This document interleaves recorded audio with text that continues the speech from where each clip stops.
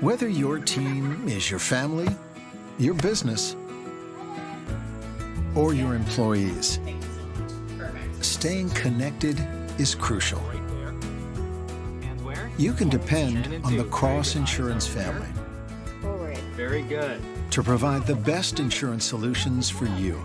We've got your team protected. Visit crossagency.com today.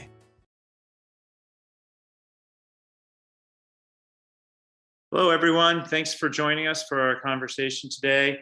I'm really looking forward to this panel. It's a subject matter that I've written a lot about, thought a lot about, worried a lot about. It's an interesting time watching downtown Boston lurch back into life, and I'm hopeful that we can restore the vibrancy that we saw before the pandemic here in Boston. We'll talk mainly about Boston, but we'll try to hit on what people are seeing in other communities as well. In terms of the return to quote unquote Main Street, the return to downtown as people get back to the office, what is downtown going to look like? What things should government policymakers be doing to ensure that we have a vibrant downtown, both in terms of in Boston and other communities? Before I introduce the panelists, I'd like to thank Cross Insurance for sponsoring this series of Bold Types discussions. And I also, of course, want to thank everyone who's joining in right now. We're still waiting to get a few more people in the virtual discussion. So I'll wait maybe another minute or two just to see if we've got a few more people who are signing in, and then I'll introduce our panelists. Just a reminder, if you want to submit questions, we are accepting questions beforehand, and I have a few. If you want to submit questions during, please use the Q&A function at the bottom of your screens. All right, we're going to get started, and I guess people can join us as the hour moves on. We've got an hour here, and I don't want to waste any more time. Got a lot of questions, as I always do. I want to introduce our panelists first, and then we can dive right in. Again, in case you missed, if you want to ask a question, feel free to drop it in the Q&A function at the bottom of the screen. First of all, welcome everyone. We're talking to Greater Boston Chamber of Commerce CEO Jim Rooney, Tamara Small, who is the CEO of NAIOP Massachusetts, which represents landlords and developers. And we're talking to Bessie King, who has been helping her mom run a restaurant here downtown Boston called Villa Mexico, not that far from where I'm sitting, at 53 State Street, which is where the Globe's offices are located. So welcome everybody. I want to dive right in, like I said, and just first of all, maybe we can talk about what each of our experiences are right now, what we're seeing in downtown Boston versus before the pandemic. How far have we climbed back from the worst of it in 2020, and how far do we still have to go to get to where we were in 2019? I guess I'll just start. I'll go kind of left, right on our screen. Start with Jim. Jim, what's your take on that? Well, thank you, John, and thanks for the opportunity to participate in this conversation. The vibrancy of the downtown is something that we've been quite focused on in recent months, but even something that was a topic of conversation during the peak of the COVID days, as we were all wondering what's the future going to look like. I think there's a number of periods to think about. One, of course, is the pre-COVID period and what constituted vibrancy of downtown Boston back then. It was, I'm sure you all remember, an electric city in many ways, during the day, evenings, driven by not just the people who work in the office buildings, but tourists who come to Boston, but also residents from the region coming into the city for some reason. Then, of course, the during the peak of COVID, it was very quiet. Our offices are in the financial district, Franklin Street specifically, and it was very disheartening to come into the downtown and see empty sidewalks and empty office buildings. Many of these buildings were just plain empty. But I think we're coming out of it. I was at the High Street, walked into the High Street food court yesterday around lunchtime. It was pretty full. Had breakfast at a local restaurant today. Better crowd than I saw a month ago or 2 months ago. I think we're seeing more vitality, certainly not where it was. And I think we're seeing the emergence of different patterns in terms of days of the week when it is busier. And that certainly translates into even commuting patterns. We're certainly seeing different days of the week that people are commuting, Tuesday, Wednesday, Thursday, being a little different than Monday and Friday. So seeing signs of recovery, and I'm an optimist, so I'm hopeful that this just continues through the summer. Great. Tamara, what are you seeing when you're downtown? And do you have any sense on, I know you don't have stats for other communities, but do you have any sense on how Boston's downtown recovery compares to, I know earlier in the pandemic, the suburban offices tended to have a better office attendance than downtown Boston did. Yes, well, thanks so much for having me and good to see you all today. NAIOP Massachusetts, we represent the commercial real estate development industry. So we speak frequently with all of the owners of the buildings in downtown Boston to get a sense of where occupancy is right now. And the good news is that we are seeing an improvement. As Jim mentioned, it really was a ghost town for quite some time. We had a lot of high hopes for January 1st. And then once again, as we saw with other variants in the past, companies that were planning to come back January 1st really hit the pause button. But by the end of the first quarter, we started to see companies really set in stone a date for a return. And it's really been very positive since then. So where we are right now, Boston is about the 35 to 40% occupancy range. So recognizing pre-COVID times, we were never at 100% because people were always traveling or out of the office or sick, whatever it might be. But we're about 35 to 40%, which puts us close to other cities like New York, Washington, and Philadelphia. Other cities in the nation that are leading and have been leading for quite some time is really Dallas, Houston, and Austin. We're seeing a real strong percentages in those markets. There's really no one clear reason why that is. But we are seeing, certainly as Jim alluded to, a real uptick in public transit, which is great to see. Sublease space is down. And what really was great to see is that in March, Boston had the largest % increase in office demand of any core market in the nation, which was up by almost 38% month over month. We're seeing tenant activity on the office side remaining very strong. Rents are now up, in some cases over rents that we were seeing before COVID, and the vacancy is going down. We can get into a little bit more about some of the statistics on this. Interestingly, what we are seeing is a real flight to quality when it comes to office space. So Class A office space, typically the newer, more amenitized product, is in high demand, and Class B office space, which is perhaps some of the older office product, is struggling a bit. And that difference between the rents in those two types of classes is a more dramatic spread than we've seen in a very long time. Overall, we're seeing some real strength in Back Bay in terms of where we're seeing for rents and occupancy. The financial district is still struggling a bit. But I think we are optimistic about where this is heading. To your question about where we are in suburbs versus the city, I think early on in the pandemic, there was a real conversation that were cities dead? Everyone was asking that question.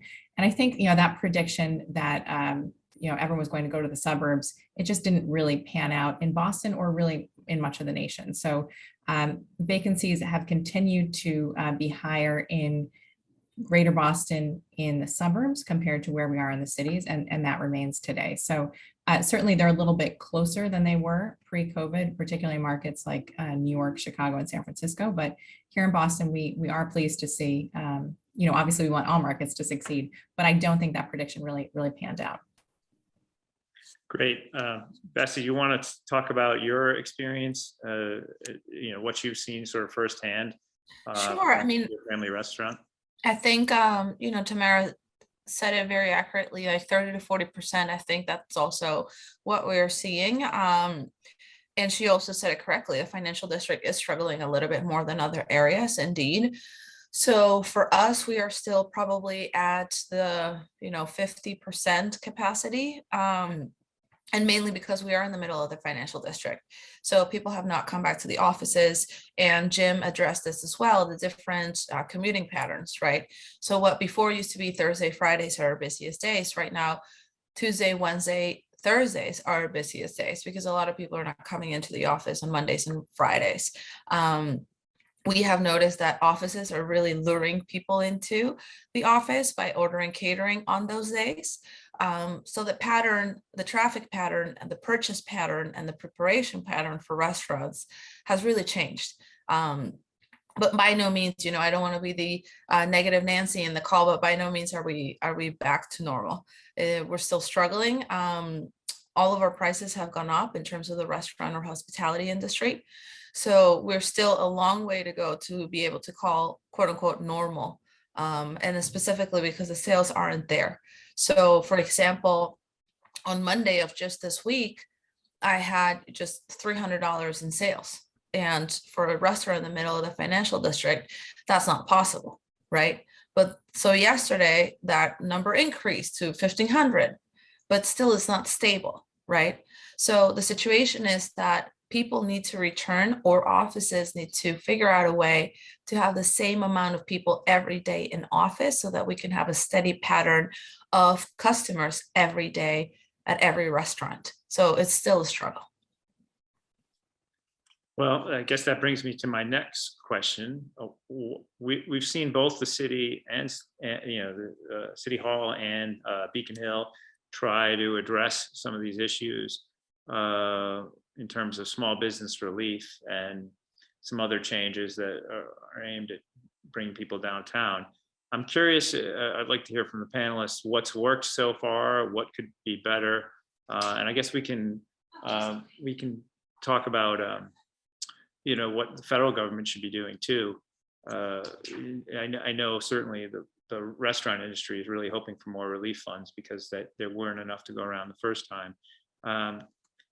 Maybe we'll start with Tamara. Tamara, what do you think's worked so far in terms of government help, and what still should be done? Yeah, I think there's really a responsibility for both the private sector and the public sector on this one. So, for companies that have decided to set up shop in Boston, I really believe it's a civic responsibility for these business owners to make sure their employees come back. And we do recognize, what we're seeing repeatedly is that hybrid is, kind of the office of the future. I don't think we're going to see the office the way we did pre-COVID. So we're seeing, Tuesday, Wednesday, Thursday, very strong, Monday and Friday, very weak, to Bessie's point.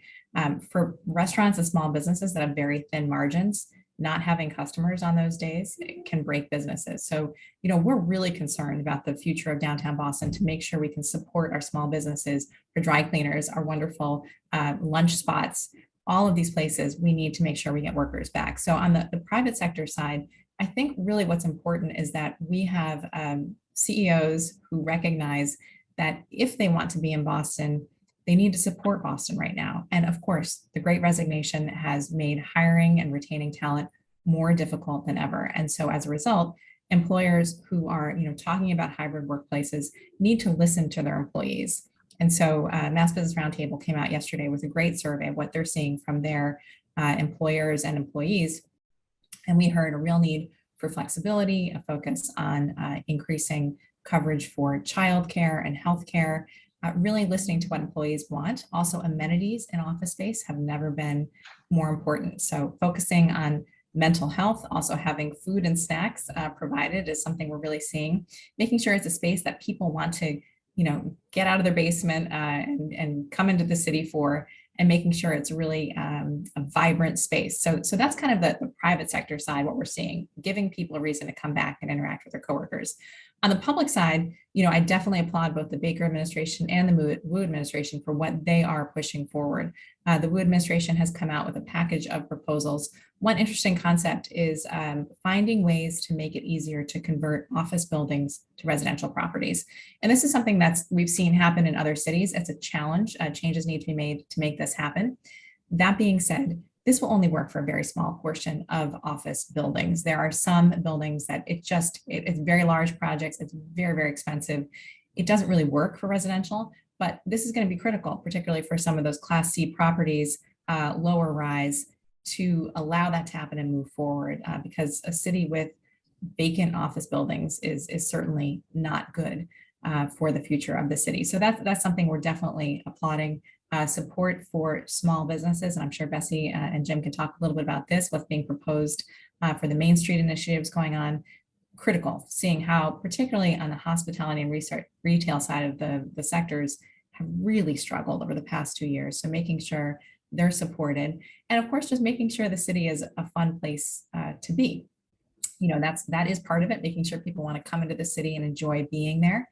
And then finally, my last point on the government side of things is making sure that Boston remains a great place to do business, making sure we have a friendly business climate that encourages development projects to move forward. I could talk all day about property tax revenue. I'll certainly hit on this later, I think. But making sure that we have projects that can continue to move forward and be built to provide new tax revenue, and then to make sure we have tenants in those buildings to ensure that property tax revenue remains stable. So those are kind of what I see between the government sector and the private sector, public and private, coming together to really ensure a strong recovery. Great, thanks, Tamara. Jim, I know you might have a different point of view in terms of what employers should do.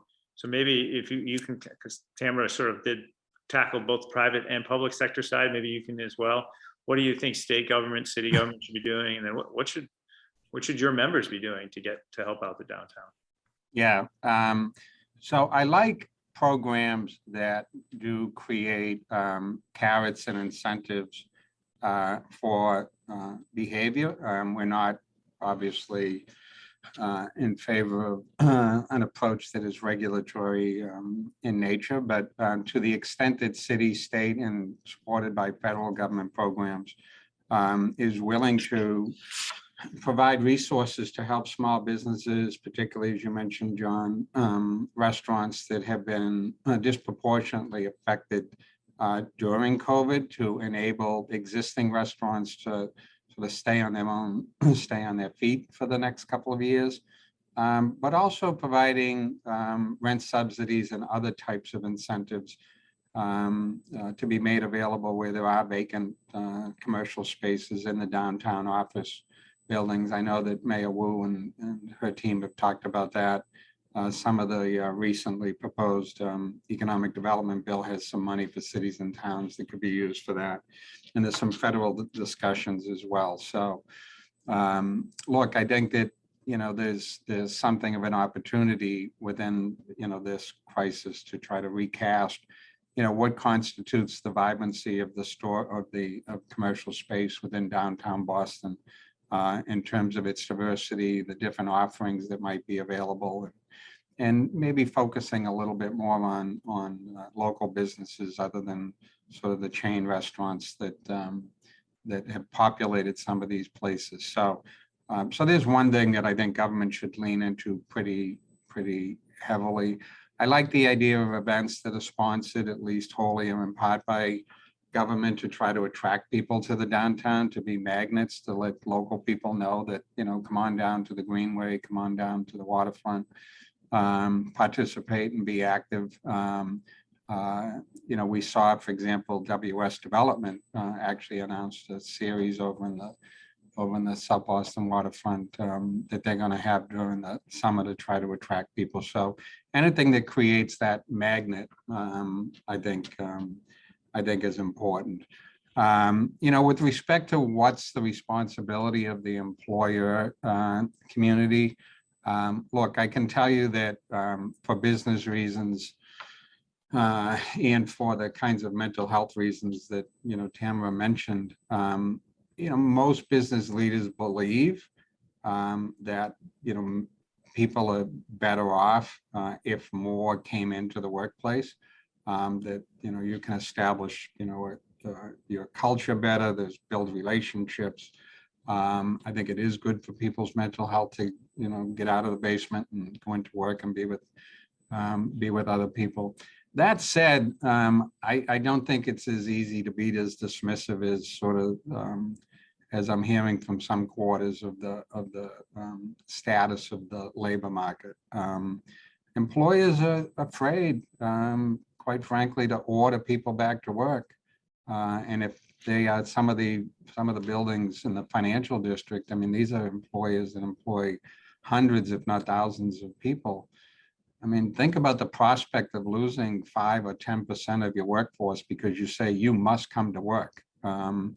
That, may sound like a sort of good civic responsibility kind of position, but it doesn't sustain sort of the business. So employers are being more empathetic. They are listening to their employees. They do want flexibility, as the Business Roundtable survey said, and they want that.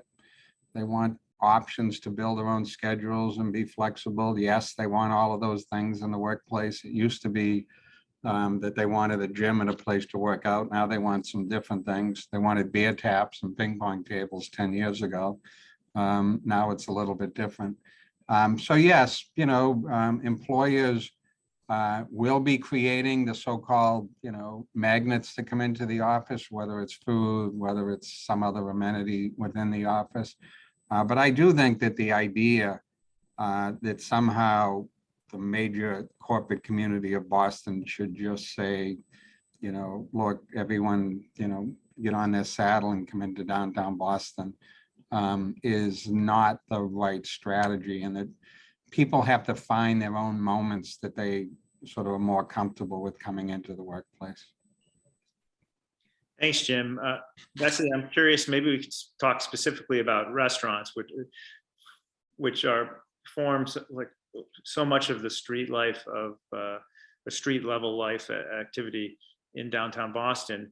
What has worked with what the governments, both city, state, and federal, what has worked to help restaurants right now? And what should be going on? What should the city and state be thinking? And in terms of helping the restaurant industry bounce back. And I'm also curious your take on what the big employers downtown should be doing too. Yeah, I mean, it's definitely a pickle. I think that the programs that were mentioned are definitely on point in helping people come back downtown with free events, with turning of use for certain buildings that are currently unoccupied. But we saw a bit of a snafu with outdoor seating regulations just in the city of Boston and in the state in general. We saw a lot of cities and towns, not just in Boston proper, charging restaurants or making it a little bit more difficult for restaurants to have outdoor seating. When 2 years ago, that is one of the few things that generated us money. And this year, for the first time ever, without COVID regulations, we could really take and squeeze the juice out of those outdoor patios to make up money lost for the past 2 years. So I think there's still a big lack of understanding from government leaders at every level, at the local, state, and federal, as to what restaurants really need and where they stand. Specifically, restaurants, we generate so much in meal tax money that if our cities and states just invested a little more in us rather than charge us, regardless if it's outdoor seating or permitting or liquor licensing, et cetera, all that money would trickle back, because we generate money not just for meal tax, but it trickles down to farms, to produce, to knife sharpeners, to accountants, to every other industry of our city and states. So I think that lack of understanding is still missing. And we have a lot of very bright and active people in leadership right now, but maybe we just need to think a little bit smaller and get down to the level-headedness of a business owner and say, what do you need? And if you ask that to most restaurants right now, they're going to say, I need money. And that is the importance of having grant programs and of having the support from our local elected leaders right now, for example, to replenish the restaurant revitalization fund at a federal level.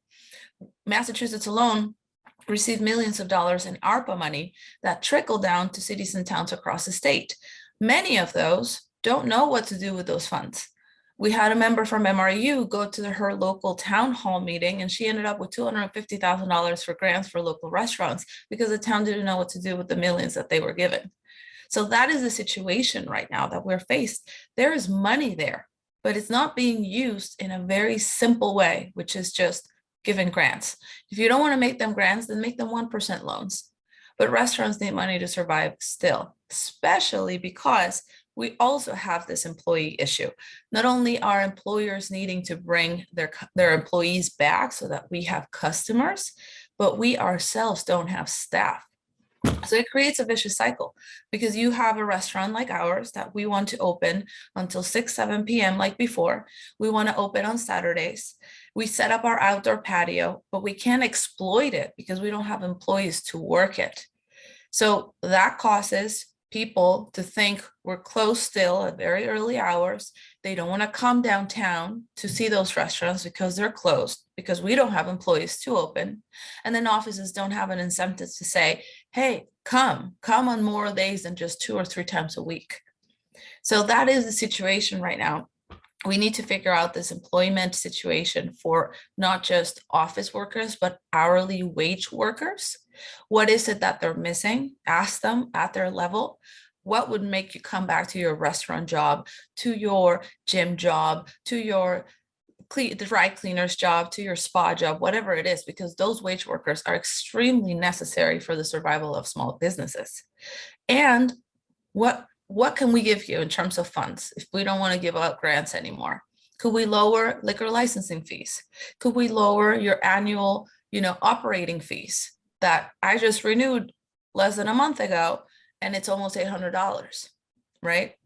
So those are just basic, very, very basic, easy solutions that we can implement without, breaking any barriers, just thinking straight ahead.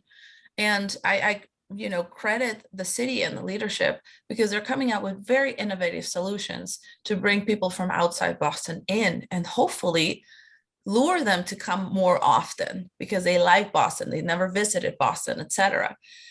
But for the people that are from here, we just need simple solutions. And those simple solutions can create a myriad of positive changes.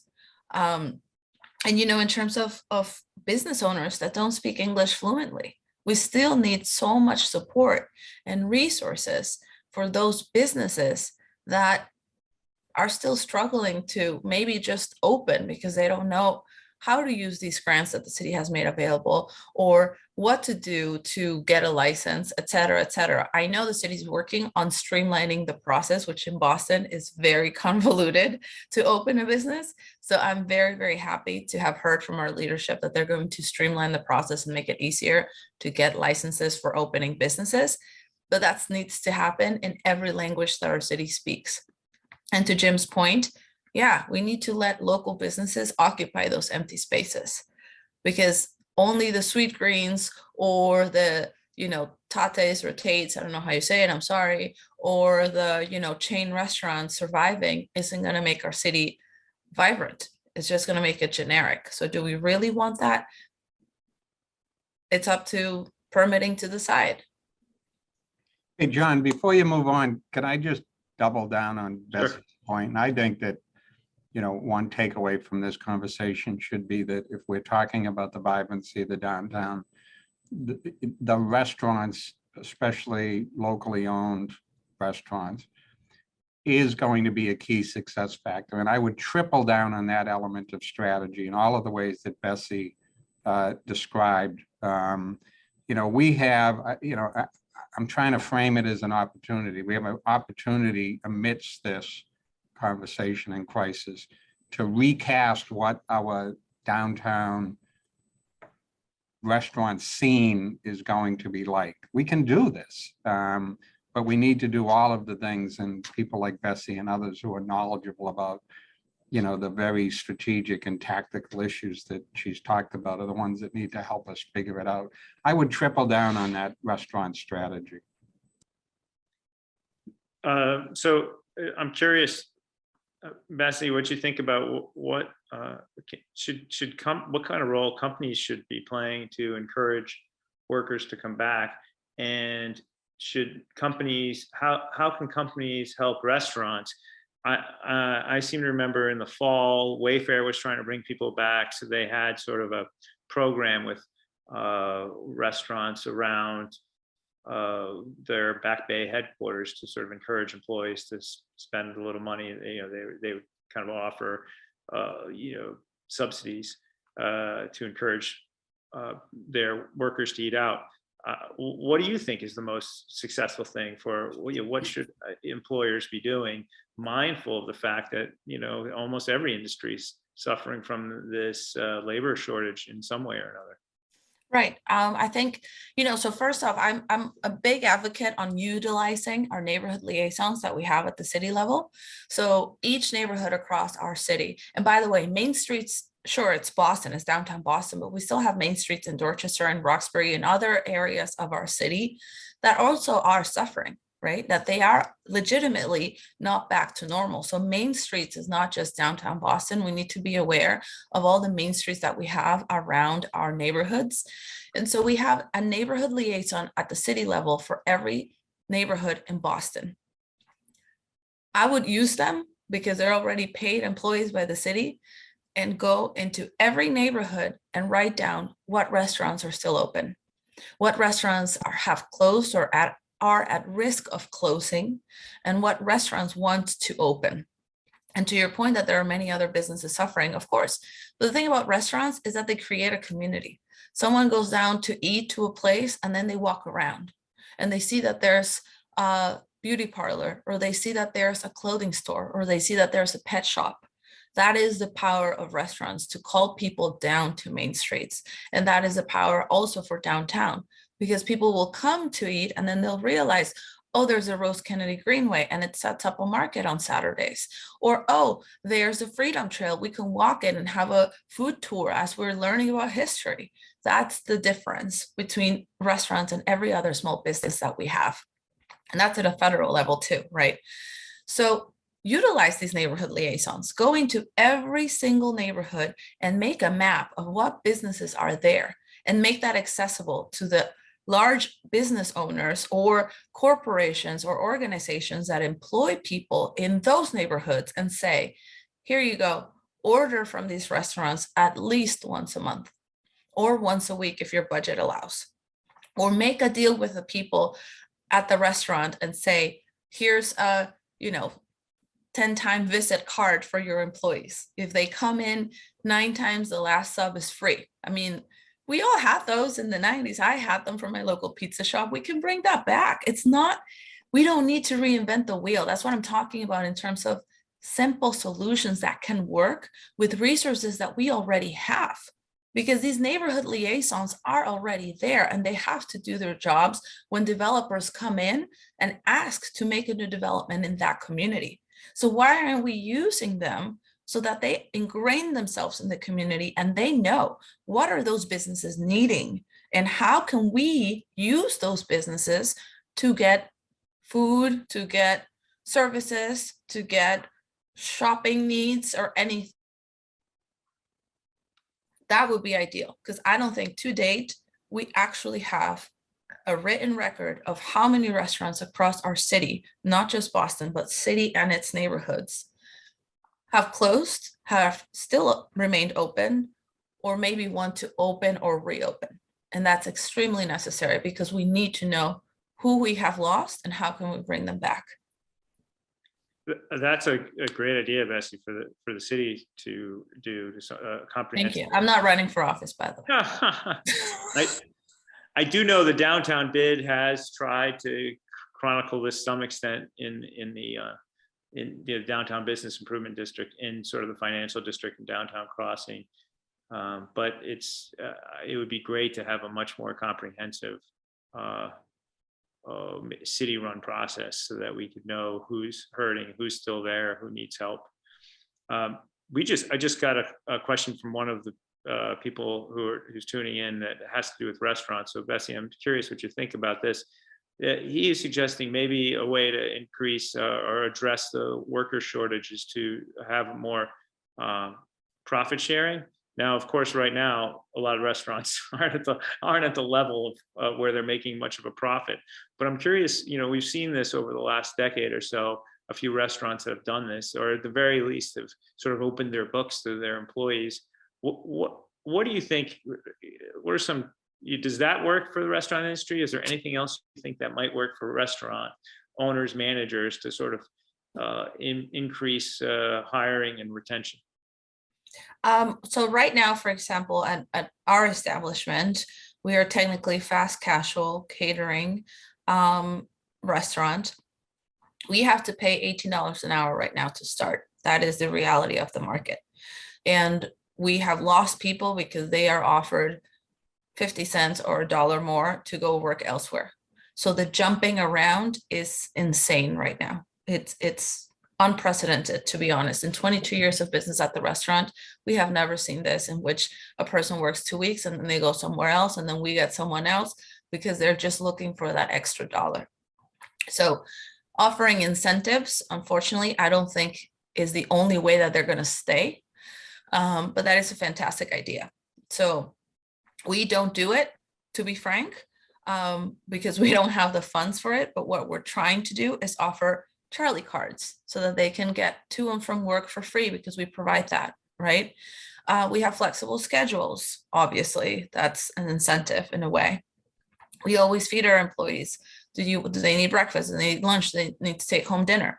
But for larger restaurants, especially the ones with alcohol licenses that help generate more revenue, absolutely, that can be a way of retaining their people and creating loyalty more than anything. Because I think that's a situation, and I don't blame wage workers, right? For the longest time, we've treated them as if they don't matter. And the pandemic really showed us that they are the most important pieces of our economy. So they have a right to jump around and make as much money as they can right now. So yes, it can be a model that works, but it's not a model that works for every single business because of the income that each business generates. The important part right now is that also the city, with other local leaders, is working on how to help restaurants specifically generate more funds. So this is where liquor licenses could come in, specifically in quote unquote urban areas, where at least just selling beer and wine can generate, $100 more every day, minimum, right? That's just an example. And that goes directly into the benefit of the restaurant and everything else that trickles down from them. So these are the ways, like what I was talking about when outdoor seating, they had the snafu, is like, don't charge us for it. Make it easy for us to generate money, because that money is ultimately going to get to you. And those are the solutions that I think we need long-term. Because hopefully, my hope is, we're seeing another wave right now. I hope it's not as bad as Omicron, and plans are not hindered for the summer. But my hope is that employees will ease their jumping around and they will stay in the locations where they are with a set pay, because they're tired of jumping around. And then we can talk about, okay, we have a set team. We're generating more money thanks to the support from our city. Now we can give you a piece of the pie, because that's not accessible for everyone at the moment. But I would love to learn, like Jim probably can mention this, how other businesses are also taking part of that, because I know that it's a model that specifically, for example, yoga or exercise fitness facilities has employed, and that can work for other sort of businesses, right? Because they need more incentives to stay there too and work and have this business develop. Jim, do you want to address that at all? I know the chamber has some small, business membership. I don't know if you're hearing from them, or how if they're doing employee ownership models or profit sharing or something like that to help ease the crunch of finding and retaining people. No, I haven't heard a lot of that model being employed, and I think that frankly, in some cases, there is a risk element to it too. I mean, depending upon sort of how such a profit sharing model might be shared. I think it's an interesting concept in question. I'm not sure that I see it taking hold in a meaningful way, not only here in Boston, but in the country. There will be, there's different industries and businesses that are collaboratives, if you will. I mean, people probably don't know that Land O'Lakes is a collaborative, Ocean Spray is a collaborative. So there are businesses that have different types of models. But, I think for small businesses, I think it's a tougher model. With respect to larger restaurants, there's a segmentation within the industry. I mean, if you think of staff in a, major steakhouse, for example, people who sort of hold on to jobs in those restaurants, I mean, they can make six figures in those restaurants. So while the larger restaurants may be more able to convert to a model or think about different models, I think they would suggest their model's not broken. So I don't see it taking hold. I think that there might be pockets of innovation and creativity that might take place with some, individual vendors, but I don't see it being a silver bullet of any kind. Thanks, Jim. Jump in just Yeah, to talk Tamara. a little bit about Sure. sort of where we are right now as a city and what this time means in terms of sort of what's at risk. So I think, what's really critical is that for restaurants to thrive, we need to have customers. I mean, that's number one. And it's been great to see the weekends really seen a pickup and people have been going out to eat. But it's that Monday through Friday crowd that's really lacking. And so, of course, that goes back to the businesses that are downtown. How do we get them to come back? And I think what's really important is to make sure that when they do come back, it's a really positive experience. And so for many companies that did not open their doors for 2 full years, they started to come back this spring. If they come back and they are locked in their office on Zooms all day and they're the only person there, they will go straight to their employer and say, no, thank you. This is not for me. I'd rather work from home. At least, I don't have to worry about a commute or whatever it might be. So we really need to make sure that employers are making that return positive. So we have heard wonderful stories about offices supporting those small restaurants by bringing in catering for lunch, which is a win-win because it makes employees happy and it supports small businesses. So we certainly, if there are any employers watching, keep that up. Let's support those small businesses. And also making sure that when they come in, their schedule, so they're not by themselves. We've seen this Tuesday, Wednesday, Thursday thing kind of catching, but not all companies are exactly the same. That also, though, means that those days are often the worst traffic. So then how do we look at the transit system and make sure that people are having a positive commute? Because that's frequently what we hear the most. People don't want to go back in the office because they don't want to commute again. They want to get those 2 hours of the day back that they didn't have before. And so making sure, all of these things kind of come together and they have a positive experience then goes back to what this means for the office sector and the future of the city of Boston. 74% of the city of Boston's budget is made up of property tax revenue, 74%. The majority of that comes from commercial buildings located in places like the Seaport, the Financial District, and Back Bay. If we have those neighborhoods full of empty buildings, those property values will be reduced, property tax revenue decreases. And furthermore, we need to make sure the development keeps happening in those areas so we can keep continued property tax revenue coming in. That property tax revenue fuels the city's ability to do all that it wants to do, whether it's hiring, teachers, public safety, or new initiatives.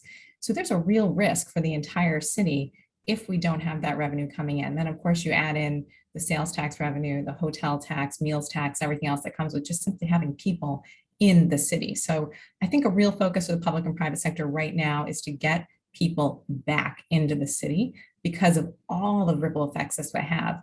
On the commercial real estate side, leases often are 7 years long. So we haven't seen a huge amount of change, but tenants right now are watching carefully how this return works. If it doesn't work, they won't renew their lease, and that is problematic. We'll see a real decrease in leased office space. And again, that goes right back to the city's budget and what that means for the vibrancy and survival of the city. So I think all of these issues kind of come back to let's get people back in the city and how can we together as a business community working with public sector make that happen. You mentioned public transit. I would be remiss if I didn't give Jim Rooney a few minutes to talk about public transit. Jim, obviously you've had some background from in a prior life working with the T. what can the T, what can state government, what can city government do to address the public transit issue? Obviously, traffic is back, and the logical assumption is that, you know, there are people driving in that might have taken public transit before. And, you know, if public transit works smoothly, maybe we'll see more people leaving their house who don't want to drive in. They'll take the train in or take the bus in. So any quick thoughts on, you know, maybe what should be done, or how things might be rethought? Yeah, first I would say that, you know, there is data that supports that people are driving instead of taking the T. You know, Tamara mentioned the 30 to 40% occupancy rates in some of the downtown buildings, particularly in the financial district. At the same time, the parking garages are 100% full. So Yeah, I know Post Office Square, when I park in it, it seems more full than it was before the pandemic. So people are making the choice. The short answer, and I know you put boundaries on me in your question. The short answer is that the T has to embrace its role as being part of the solution. And, you know, I have said for the past couple of years, and I still maintain that the T has created has cast themselves as a victim of COVID instead of being part of the solution for all of the issues that we're talking about. You know, let's face it, people got used to not commuting into these office buildings, and now you're in their minds taking away an hour in the morning and an hour at night from their life, whether it was to put a meal on the stove at night or get a workout in or to do something different than just commuting.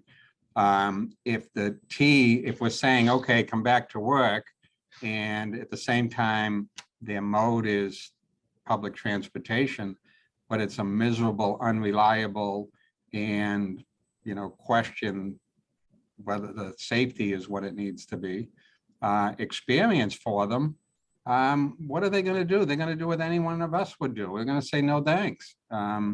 So the T's got to step up its game. It's got to restore the schedules on all modes. You know, you saw all over social media over the past couple of weeks, the lines at bus stops in different parts of the city. You know, there should be an immediate response to that. I mean, people are trying. What do you expect those people to do that are waiting in line a block and a half in one of Boston's neighborhoods to get on a bus?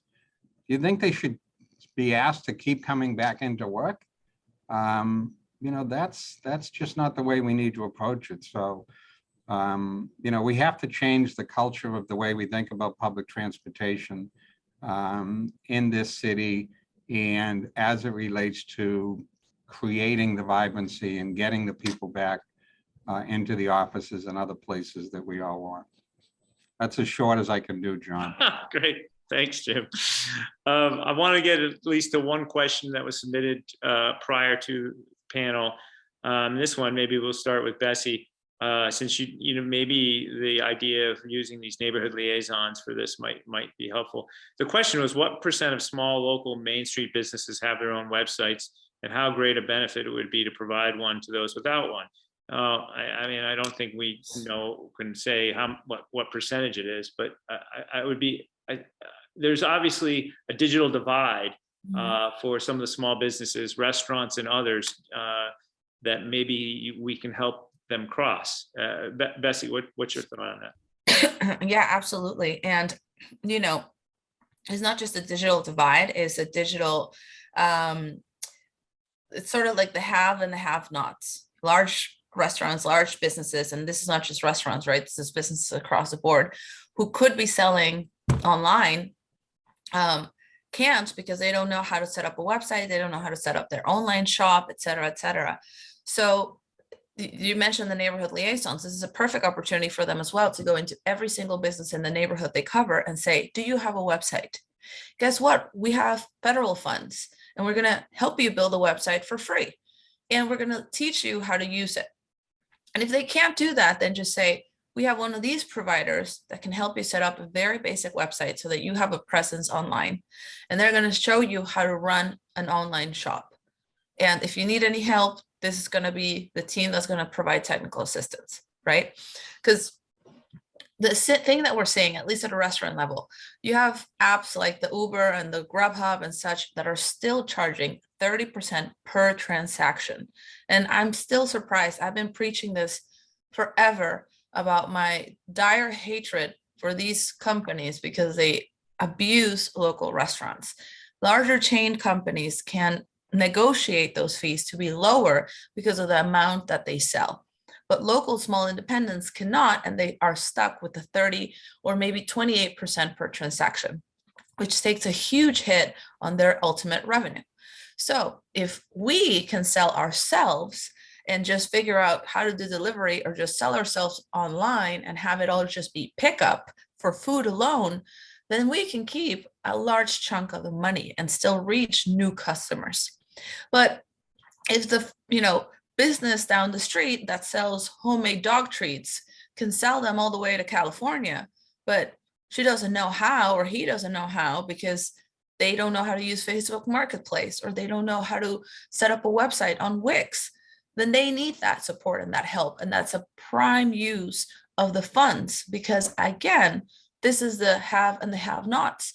There's a lack of education in our community of business owners. There's a lack of language barriers. So maybe I'm not fluent in English, but that doesn't mean I don't deserve to grow my business. And there's a lack of technical education, because not all of us went to college, not all of us have master's degrees, not all of us grew up with social media. So that education is extremely necessary, and not just as we're going to have a series of Zooms, log in every week, 1 hour a week, because we can't do that. That's unrealistic. So for as long as we can be in person, take advantage of that and offer those teaching opportunities or those outreach opportunities in person in the community for people to actually grow and digitize their business, because we have to pivot, right? That's another word I hate, pivoting.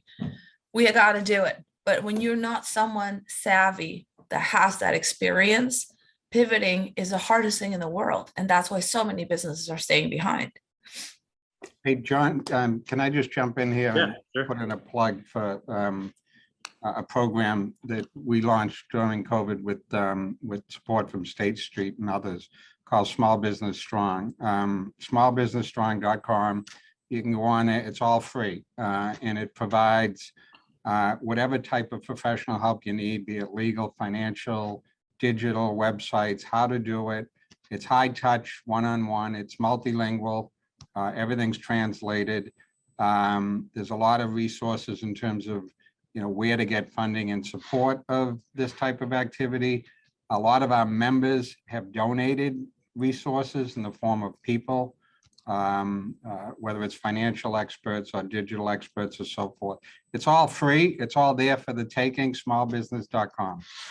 And do you need to be a chamber member or? No, statewide and open to anybody. Oh, it's great. Sounds like a great resource.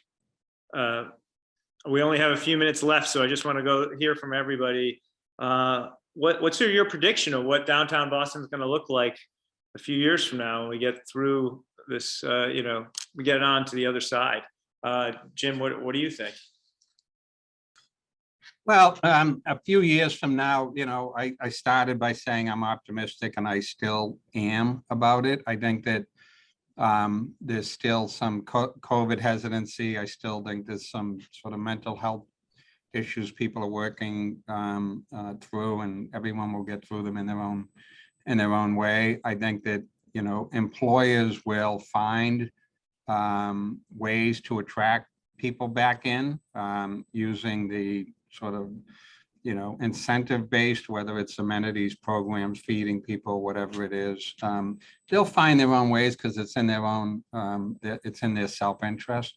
I do think over time there'll be some conversion, but I agree with Tamara that it will be light. I don't think you'll see massive reuse of existing buildings within the downtown. But I'm optimistic. I think we're in a 2-3 year shakeout from this, and I think we've had a good discussion about the kinds of things we should be doing now. But I think there's opportunity sort of built within this, as I said, with respect to restaurants and in other ways for public transportation to sort of make it come out better. Tamara, what do you think? Well, I think if I've learned anything over the past 2 years, making predictions, it's tough to do these days. So I think what I would say is there's a lot on the line right now that could tip the scale either way. So we'll continue to watch to see hybrid, how it plays out. I think the Mass Business Roundtable survey that came out yesterday was great to see. 6% of companies will only be remote only. So that's great. That makes me feel very happy that we are going to see more people in. But again, with these leases that are 7 years, with the employee experiences, we'll see how it plays out and what that means for the downtown. I think one thing we didn't talk about that was actually really critical for the survival of Boston through all this was the lab sector. The lab sector, lab and life science sector is the envy of the world right now here in this region. And many of those vacant office spaces were converted to lab space. Those lab workers can't work from home. They need to come in and do the work. Not only are they, curing cancer, but they're also going to the local businesses and buying those sandwiches and helping out. So making sure we can continue to support the lab sector in this region will be critical to our survival. And, I do think we'll see probably a small decrease in office space. I think that's just kind of where things were heading. But it's imperative that, we have all of these things we've discussed today in place to ensure that we do have a vibrant city. So optimistic, but also deeply concerned. Bessie, what are your thoughts?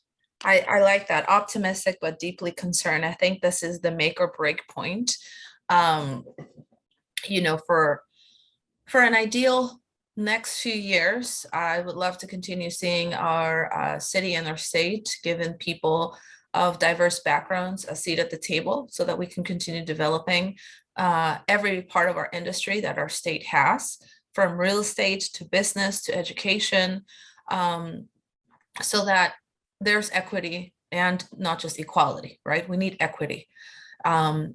Because that is a pressing matter right now, even more so at the moment because of the general national news. But I think that will be a dream come true. So a revitalized Boston will be a Boston where it has locally owned independent businesses of every kind and local representation of every person of our communities, not just at City Hall, but at the leading industries, in offices, in labs, in schools, in et cetera. That would be my dream come true. And to the point of, hopeful but worried, this next week, just to plug it in, the Restaurant Revitalization Fund is going to get voted on at the federal level.